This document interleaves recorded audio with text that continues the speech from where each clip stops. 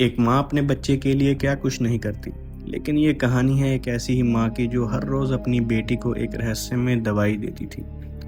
आखिर क्या है इस गोली का राज? फिल्म की शुरुआत होती है एक हॉस्पिटल की ऑपरेशन थिएटर से, जहां कुछ डॉक्टर समय से पहले जन्मे एक नाबालिग शिशु को बचाने की कोशिश में जुटे थे। कुछ देर बाद बच्चे की मां डायना शर्मन को बच्चे की हालत देखने के लिए बुलाया जाता है। वो ये जानना चाहती थी कि उसका बच्चा ठीक हो जाएगा। सीन बदलता है और हम देखते हैं क्लोई नाम की एक लड़की को। उसे अस्थमा, डायबिटिक पैरालाइज के साथ साथ 5 और तरह की गंभीर बीमारियां थीं। घर पर कई सारी दवाइयां लेना और रेगुलर अपने बॉडी शुगर लेवल को चेक करना उसके रोजमर्रा के कामों में आता था।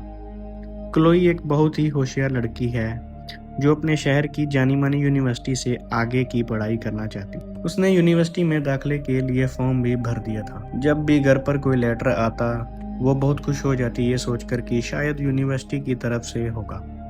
लेकिन अफसोस, यूनिवर्सिटी से कोई लेटर आया ही नहीं।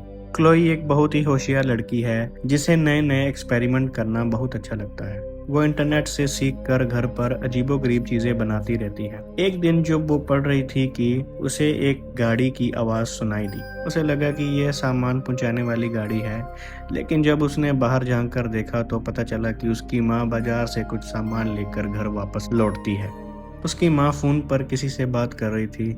इस दौरान उसने डब्बे में झांक कर देखा और उसमें से कुछ चॉकलेट्स निकाल ली। वहां पर उसकी नजर एक हरे रंग की दवाई की शीशी पर पड़ी, जिस पर डायना शर्मा यानी कि उसकी माँ का नाम लिखा था। लेकिन उसके हिसाब से तो उसकी माँ को कोई बीमारी नहीं थी। तो आखिर ये दवाई है किस चीज? रात को उसकी माँ सोने से पहले उसे कुछ दवाइयाँ देती है। क्लोई तुरंत पहचान गई कि उन दवाइयों में एक हरा कैप्सूल भी था जो उसने पहले देखा था। उसने इस बारे में अपनी माँ से पूछा, लेकिन वो कहती है कि असल में वो दवाई क्लोई की ही है। शीशी पर दुकानदार वाले खरीदने वाले का नाम लिखते हैं। क्लोई उसकी माँ के इस जवाब से पूरी तरह संतुष्ट नहीं थी, लेकिन अपनी माँ पर भरोसा करते हुए उसने दवाई ली और सीधे सोने चली गई। अगले दिन जिज्ञासा से भरकर उसने दवाई के डब्बे से वो शीशी को देखा कि दवाई का नाम ट्रायोजिन था, लेकिन उसे ये बात बड़ी अजीब सी लगी कि उस दवाई की शीशी पर अब उसका नाम लिखा था। लेकिन जब उसने वह स्टिकर उतारा तो पीछे उसकी माँ का ही नाम लिखा था।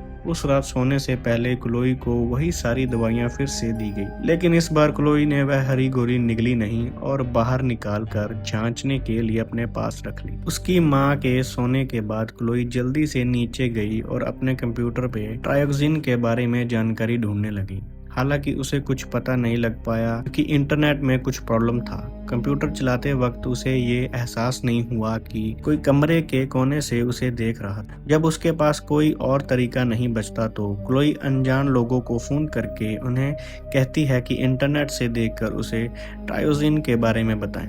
पता चलता है कि ट्रायोजिन दिल की दवाई है, लेकिन अजीब बात ये थी कि ट्रायोजिन असल में एक लाल कैप्सूल है। उसे शक हो गया कि उसकी माँ उससे कुछ तो छुपा रही है। क्लोई के मन में अब भी बहुत सारे सवाल थे। घर से बाहर निकलने के लिए उसने अपनी माँ से फिल्म देखने के बारे में पूछा। जब वो सिनेमा हॉल में गए तो क्लोई ने अपनी माँ से पूछा कि उसे टॉयलेट जाना है। टॉयलेट के बहाने वो थिएटर से बाहर निकलकर पास की दवाइयों की दुकान पर पहुंच गई। वह केमिस्ट से अपनी माँ द्वारा दी गई दवाई के बारे में पूछती है। वह जानना चाहती थी कि आखिर ये दवाई है किस लिए। केमिस्ट ने जब कैप्सूल देखा तो कुछ समझ नहीं पाया, क्योंकि वह दवाई असल में ट्रायोजिन थी ही नहीं, बल्कि वह राइडोकेन नाम की एक दवाई थी जो आमतौर पर कुत्तों के लिए इस्तेमाल की जाती। ये सुनकर क्लोई हैरान हो गई। उसने केमिस्ट से पूछा कि अगर कोई इंसान इस दवाई को ले तो क्या होगा। केमिस्ट ने जवाब दिया कि अगर कोई इंसान ये दवाई लेगा तो वह आधे या पूरे शरीर से पैरालाइज हो सकता है। डायना क्लोई को ढूंढते हुए भागती हुई स्टोर में आई और बेहोशी की दवा का एक एक इंजेक्शन क्लोई की टांग में लगा दिया। उसकी माँ उसे घर वापस ले आई। उसने क्लोई को कमरे में बंद कर दिया और खुद बाहर निकल गई एक नई लकवे की दवाई लेने के लिए जो वो कई समय से इंटरनेट पर ढूंढ रही थी। क्लोई ने उठने पर महसूस किया कि उसकी माँ ने उसे कमरे में बंद कर दिया है। क्लोई ने दरवाजे का ताला खोलने की कोशिश की, लेकिन उसकी माँ को इस सब का अंदाजा पहले ही लग गया था और वह दरवाजे को एक लकड़ी से इस तरह बंद करके गई थी कि अगर वह लॉक खोल भी लेती है दरवाजा नहीं खुलेगा। पर क्लोई ने भी हार नहीं मानी। उसे साइंस का इस्तेमाल करके शीशे को तोड़ना आता था। वह अपने साथ एक कंबल, शोल्डर और मुंह में पानी लेकर निकल पड़ी। वह अपने कमरे की खिड़की से बाहर निकलकर जैसे तैसे रेंगती हुई दूसरे कमरे तक पहुंची। शोल्डर की गर्मी और पानी का इस्तेमाल करके उसने कांच को तोड़ दिया और कंबल को खिड़की पर डालकर आगे बढ़कर कमरे में पहुंच गई। खिड़की से अंदर आते ही उसकी सांस फूलना शुरू हो जाती है। वह अपना अस्थमा का पंप अपने साथ लाना ही भूल गई थी। क्लोई फिर भी जैसे तैसे रेंगते हुए अपने कमरे में पहुंचती है। अपना अस्थमा वाला पंप लिया, वह फौरन अपनी व्हीलचेयर में बैठकर घर से बाहर निकलने के लिए चल पड़ती है, लेकिन उसकी माँ ने लिफ्ट को भी तोड़ दिया था। उसने बड़ी मुश्किल से अपनी व्हीलचेयर को नीचे गिरा दिया और सीढ़ियों पर रेंगते हुए जाना शुरू किया, लेकिन अचानक वो फिसल कर सीढ़ियों से लुढ़क गई। वो धम से जमीन पर गिरी। उसने महसूस किया कि वो अपने पैर का अंगूठा हिला पा रही थी, क्योंकि काफी समय से उसने अपनी माँ की दी हुई दवाई नहीं ली थी। उसे यकीन हो गया था कि उसकी माँ ही उसकी इस हालत की जिम्मेदार है। क्लोई फौरन अपनी व्हीलचेयर पर बैठकर घर से बाहर शहर की ओर जाने वाली सड़क पर चल पड़ती है। तभी उसे एक गाड़ी के आने की आवाज सुनाई देती है। क्लोई को डर था कि कहीं उसकी माँ की गाड़ी ना हो, इसलिए वह तुरंत झाड़ियों में छुप गई। पता चला कि वह गाड़ी डाकिये की थी जो उनके घर पर चिट्ठियां देने आता था। क्लोई अचानक से सड़क पर आई जहां उसकी गाड़ी से टक्कर होने ही वाली थी, बट पोस्टमैन ने गाड़ी को समय पर रोक लिया। पोस्टमैन भागकर गाड़ी से बाहर आया और उसने क्लोई से पूछा कि क्या वो ठीक है। क्लोई ने सिर्फ इतना कहा कि मेरी मदद करो। जब डाकिया उसकी मदद कर रहा था, तभी अचानक उसकी माँ की गाड़ी उनके पास से गुजरी और उसने देखा कि डायना तुरंत पोस्टमैन के पास जाकर पूछने लगी कि क्लोई को क्या हुआ है। वो अपनी बेटी को घर वापस ले जाना चाहती थी, लेकिन क्लोई घर नहीं पुलिस स्टेशन जाना चाहती थी। डायना उसे धमकी देती है कि वो क्लोई का अपहरण करने के जुर्म में उसे पुलिस के हवाले कर देगी, लेकिन वहां पर फोन का सिग्नल ही नहीं था। डायना की सारी कोशिश बेकार हो गई। वो ना चाहते हुए भी पोस्टमैन को क्लोई को अपने साथ ले जाने देती, लेकिन इस शर्त पर कि वो भी साथ चलेगी। जब वो क्लोई को गाड़ी में बिठा रहा था तो डायना ने पीछे से आकर उसे उसकी गर्दन में बेहोशी का इंजेक्शन घोंप दिया। उसने क्लोई के साथ भी यही किया। जब क्लोई जागी तो उसने अपने आप को घर के तहखाने में बंद पाया। उसे वहां एक काला पदार्थ दिखा जो शायद उसकी माँ ने उसे पैरालाइज करने के लिए बनाया था। क्लोई वहां से बाहर नहीं निकल सकती थी क्योंकि डायना ने उसकी व्हीलचेयर को जंजीर से बांध दिया था। क्लोई को वहां कुछ कागज दिखाई दिए। पता चला कि यूनिवर्सिटी से उसके एडमिशन के बारे में कई सारे खत आए थे, लेकिन उसकी माँ ने उन सबको उससे छुपा दिया। वो बहुत निराश हुई। उसके सामने उसके बचपन की कई तस्वीरें आई जिनमें वो बिल्कुल तंदुरुस्त थी। उसके पैर बिल्कुल ठीक थे, वो चल पा रही थी। इससे भी ज्यादा चौंका देने वाला कागज उसके हाथ लगा जिसमें एक बच्ची के मरने की जानकारी थी। बच्ची का नाम क्लोई था, जिसकी मौत जन्म के 2 घंटे बाद ही हो गई थी। वहाँ एक अखबार भी था जिसमें क्लोई की मौत के दिन ही उस अस्पताल से किसी बच्चे को चुराने की खबर लिखी थी।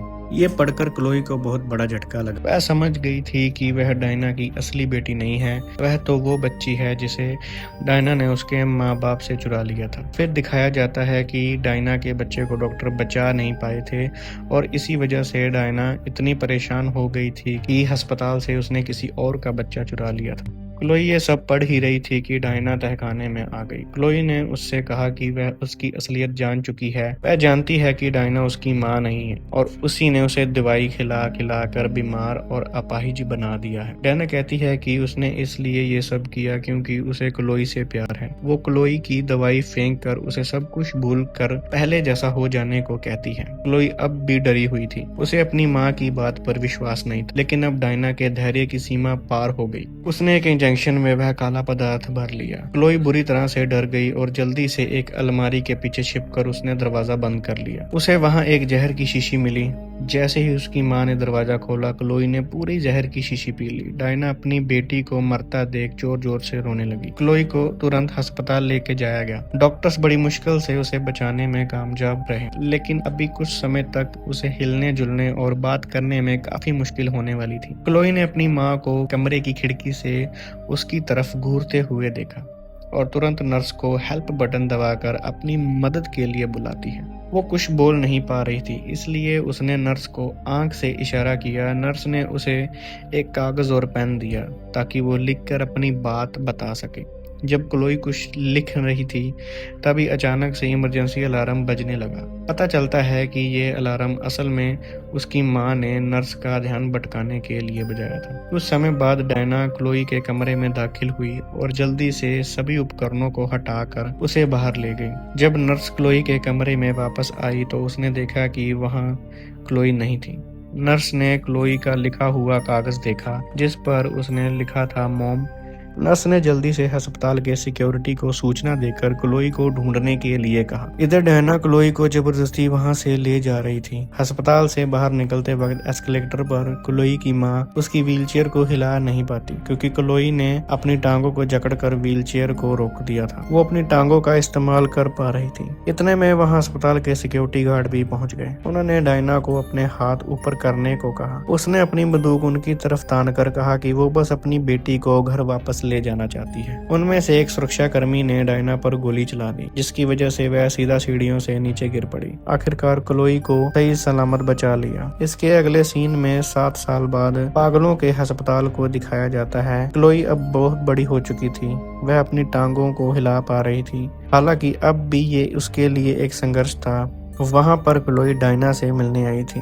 क्लोई उसे बताती है कि उसके असली परिवार के साथ उसकी जिंदगी बहुत अच्छी बीत रही है। उसके अब कई सारे दोस्त हैं और उसने अपनी पसंदीदा यूनिवर्सिटी से पढ़ाई भी पूरी कर ली थी। वह बताती है कि उसकी टांगें पहले से काफी बेहतर हैं, लेकिन ये इससे बेहतर हो पाएंगी या नहीं ये कहा नहीं जा सकता। जाने से पहले वह अपने मुंह से कुछ बाहर निकालती है। ये वही कुत्ते की दवाई थी जो डायना उसे दिया करती थी। क्लोई ने बड़े प्यार से उसे कहा, माँ मैं तुम्हें प्यार करती हूँ, चलो अब मुंह खोलो। अगर कहानी पसंद आई तो वीडियो को लाइक कर देना और ऐसी ही अनोखी फिल्मों की कहानियां सुनते रहने के लिए हमारे चैनल को सब्सक्राइब कर लें।